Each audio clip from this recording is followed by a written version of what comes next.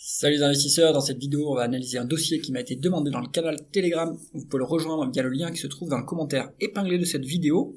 Pensez à vous abonner à la chaîne si ce n'est pas déjà fait et on commence tout de suite avec le cours de The Sage Group, le spécialiste britannique des logiciels de comptabilité. On voit que le cours est au plus haut quasiment. Donc est-ce que le timing est encore bon pour s'intéresser à cette entreprise? On voit qu'en plus la croissance du cours est régulière.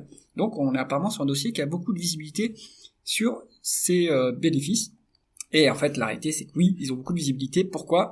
Le secteur du logiciel fonctionne beaucoup par abonnement maintenant, donc les SaaS, Software as a Service. Le client utilise un logiciel qui est dans le cloud, et donc on a des abonnements récurrents, et donc du cash récurrent pour les entreprises, donc excellente visibilité sur l'évolution des bénéfices nets. Alors, on regarde la croissance du chiffre d'affaires. On est quand même sur un secteur qui a un peu de croissance. En médiane, on est sur du 5% de croissance. 2024 s'est soldé par 6,8% de croissance, après 12,2% en 2023. On a un peu d'acquisition qui aide à booster la croissance, ça c'est pas mal. Le secteur, je le connais un peu pour travailler dans ce secteur en tant qu'ingénieur logiciel. On est sur un secteur qui est en train d'être disrupté, donc on est au sens large sur de la fintech, et il y a de nouveaux entrants qui rentrent sur le secteur pour la compta par exemple, qui vient prendre des parts de marché aux acteurs traditionnels qui sont obligés de se réveiller pour par exemple mettre à jour un peu leurs features, mettre de l'IA dans le logiciel entre autres par exemple. Et Sage est plutôt à mon avis du côté des acteurs qui sont disruptés plutôt que ceux qui mènent la révolution. Ceci étant dit, on va regarder les taux de marge. On est sur un taux de marge de logiciel, taux de marge brut à 93%. En fait c'est très élevé, mais ça n'a rien d'exceptionnel pour le logiciel, puisqu'en fait il y a quasiment pas de coût des intrants. En termes d'intrants, il y a pas grand chose. Donc vous avez en plus une très bonne capacité à maintenir vos prix, puisque en fait quand vous êtes un éditeur de logiciel, mais qui plus est un éditeur logiciel de comptabilité, les clients sont d'une part obligés de s'équiper, d'autre part une fois que vous avez une taille critique, vous avez le phénomène de winner takes all, donc vous avez tout le marché et vous pouvez monter les prix. Donc Sage, ils sont leaders au Royaume-Uni, et en Europe, ils ont une bonne part de marché, ce qui fait que ils peuvent complètement, à minima, maintenir leur prix s'ils ne les augmentent pas. Donc excellent, ce taux de marge brut. Taux de marge d'EBITDA, là c'est moins bon. Ce qu'on voit, c'est que depuis 2021, depuis 2022, il y a un décrochage de la marge d'EBITDA, donc il y a une perte d'efficience opérationnelle. Donc il faut voir ce que dit le management à ce sujet dans les dernières publications. Et ça c'est pas bon, parce que en fait on a beau maintenir les prix, en fait on est de moins en moins efficient dans les opérations, donc le taux de marge d'EBITDA il baisse et il est à 22% contre une médiane de 27%. C'est pas très élevé pour un éditeur logiciel. Le taux de marge net, lui, du coup, il subit logiquement cette baisse, quoique il subit moins la baisse du taux de marge d'EBITDA. Donc c'est-à-dire qu'ils arrivent à compenser avec une meilleure efficience financière. Donc ça permet d'amortir un peu ce décalage. Bon, le taux de marge qu'on a ici, c'est depuis 2021, enfin jusqu'à 2021, on était sur quelque chose de très qualitatif, et là ça commence à se dégrader un petit peu. Donc si vous connaissez bien l'entreprise, vous aurez peut-être la réponse à la question de pourquoi ces marges baissent. Si vous connaissez pas bien, allez dans les rapports, dans les publications, les communiqués, etc., voir pourquoi, qu'est-ce que dit le management à propos de cette dégradation. Mais ce qui est rassurant, c'est que par exemple le taux de marge net commence à rebondir, même le taux de marge d'EBITDA commence à rebondir pour venir vers la médiane, donc c'était peut-être qu'un problème temporaire. On continue avec la conversion des bénéfices nets en free cash flow. Free cash flow largement plus élevé que les bénéfices nets, donc ça c'est excellent. Mais pourquoi?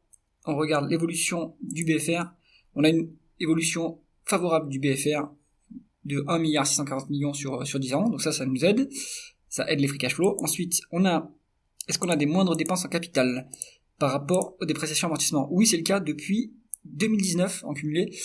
Et bon, ça c'est moyen, parce qu'on est en train d'être disrupté sur cette industrie, sur ce marché, et on fait moins de dépenses en capital. Ça veut dire qu'on va perdre des parts de marché pour Sage. Donc à garder en tête, à court terme en tout cas, ça fait monter les free cash flow.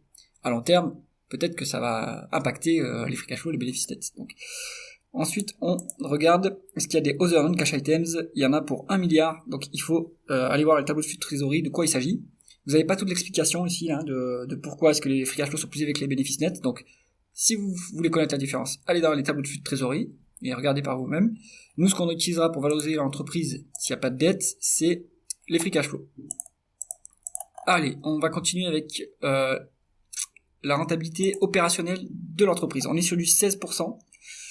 Et à l'heure actuelle, la médiane est de 16% et on est sous cette médiane-là, donc c'est très bien. La rentabilité a fortement chuté entre 2022 et 2024. Donc là, il faut savoir pourquoi. Allez voir dans les rapports de l'époque, pourquoi est-ce que la rentabilité a fortement chuté.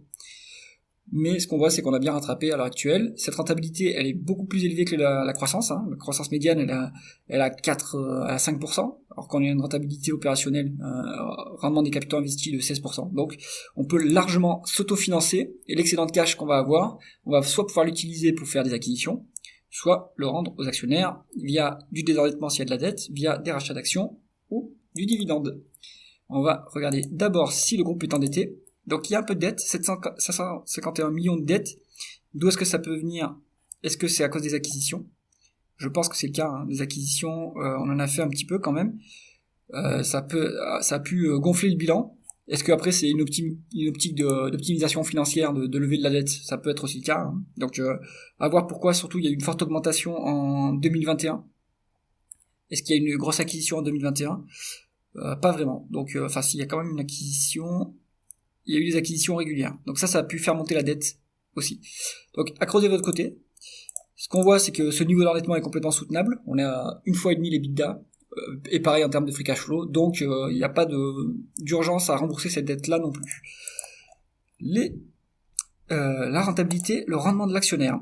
On regarde les dividendes. On est sur 200 millions de livres sterling de dividendes, ce qui nous fait un rendement du dividende qui est en dessous de 2% tout de même, donc c'est pas très cher à payer. Maintenant, on peut augmenter ce dividende puisqu'on a un payout ratio qui est inférieur à 50%. Mais on fait aussi des rachats d'actions. Donc, au final, est-ce qu'on a besoin d'augmenter le dividende si on fait des rachats d'actions? Voilà, l'avantage de faire des rachats d'actions, c'est que c'est pas engageant. Ça peut être ponctuel, et donc du coup, on peut se dire qu'on maintient ou on fait évoluer lentement le dividende, et tout en ponctuellement rachetant fortement des actions si la valorisation le permet. Donc, le rendement de l'actionnaire total en excluant le désendettement est à 4,6%, c'est quand même intéressant.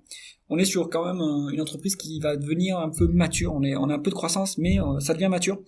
Et en plus, on est disrupté. Donc, à suivre, est-ce qu'il va pas y avoir des dépenses en capital qui vont du coup être faites pour essayer de conserver les parts de marché? Ou est-ce qu'on va se laisser disrupter? Ça, c'est plutôt une question de stratégie, et ça va au-delà de cette analyse quantitative. Donc rendement de l'actionnaire intéressant sur Sage. Et on regarde la valorisation, il y a un peu de dette, on se met en valeur d'entreprise sur EBITDA, et là on est complètement surcoté.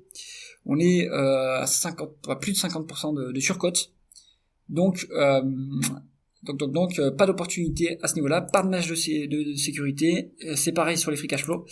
Donc conclusion de Sage, soit vous êtes un actionnaire de long terme et vous êtes là pour le dividende, auquel cas il est sécurisé et il présente un niveau de rendement qui commence à être intéressant si on inclut les rachats d'actions. Le timing est mauvais si vous voulez faire du trading ou vous voulez faire de l'investissement à court terme, puisqu'on est surcoté. Donc, si vous rentrez sur ce dossier, il va falloir y être à long terme, parce que le prix d'entrée ici n'est pas du tout bon. Donc, si vous rentrez maintenant et qu'il y a une publication qui se passe mal, tout de suite le cours va s'ajuster et revenir à un niveau plus médian en termes de valorisation. Donc, ça pourrait faire mal en termes de baisse, parce que si on vient à la médiane, ça nous renvoie à 50%, 40-45% plus bas. Donc, méfiance pour le timing. Si c'est pour l'investissement très long terme, il n'y a pas de problème. Mais quand vous faites du très long terme, ce qui va compter, c'est la stratégie. Est-ce que la stratégie de Sage Group va lui permettre de générer des free cash flow croissants à long terme? C'est à vous de répondre à cette question. Si cette analyse vous a plu, mettez un pouce vers le haut et pensez à vous abonner à la chaîne. À bientôt.